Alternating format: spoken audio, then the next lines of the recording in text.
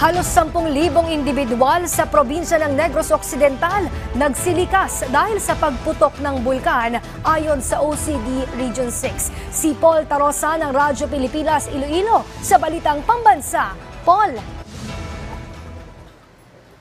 Umabot na sa 3,800 pamilya o 9,870 individual sa probinsya ng Negros Occidental ang nagsilikas dahil sa pagputok ng bulkan kanaon. Ito ay batay sa situation report ng Office of Civil Defense Western Visayas sa mahigit 9,000 individual na nagsilikas, 5,400 ang nagsilikas sa bayan ng Las Castellana, 2,019 sa La Carlota City, 2,015 sa Bago City, 400 sa Pontevedra at 36 sa bayan ng Moises Padilla.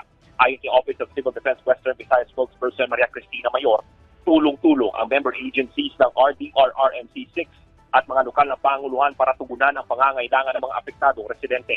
Inactivate na rin ang Task Force Kanlaon para pangasiwaan ang response operations.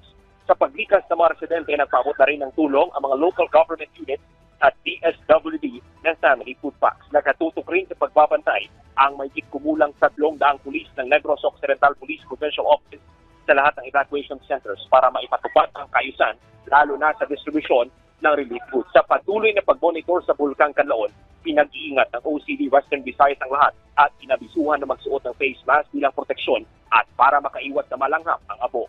Mula sa PBS Radyo Pilipinas Iloilo, Paul Tarosa para sa Balitang Pambansa. Maraming salamat, Paul Tarosa.